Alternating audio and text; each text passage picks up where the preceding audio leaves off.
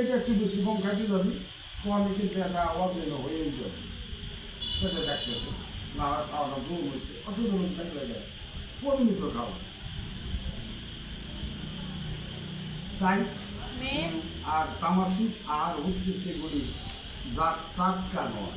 এটা তামাশিক খাদ্য ওরা টাটকা না যে খাদ্য আহার করার কম করে 3 ঘন্টা আগে রান্না করা হয়েছে ভগবান প্রসাদ ব্যতীত তার তামাশিক আহার বলে গণ্য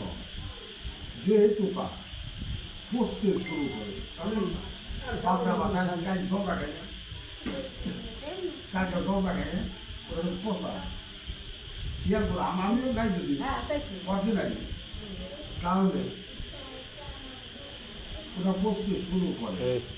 তাই এই সমস্ত খাদ্য দুর্গন্ধযুক্ত সেগুলি তমগুণ সম্পূর্ণ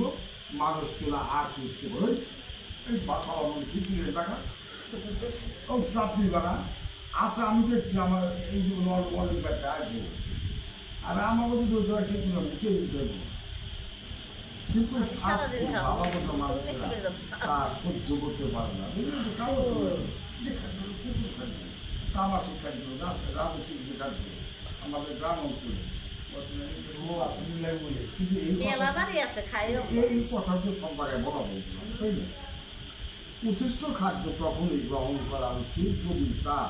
পরমেশ্বর ভগবানকে নিবেদিত করা হয় অর্থাৎ এটা পূজা করতে করতে আমরা যজ্ঞ ভাগবত পাঠ আলোচনা করতে করতে 2-4 ঘন্টা সময় রাখতে পারি এটার জন্য কোনো পার্শ্ব ক্রিয়া নেই গোবিন্দের এই প্রসাদটা কোনো পার্শ্ব ক্রিয়া নেই আর ওদের অথবা তা যদি সাধু মাহাত্ম বিশেষ করে গুরুদেবের উচ্ছিষ্ট হয় ঠিক আছে তা না হলে উচ্ছিষ্ট খাদ্য তামাশিক বলে গণ্য করা হয় অর্থাৎ ওই খাদ্য খেয়ে তোমার বিভিন্ন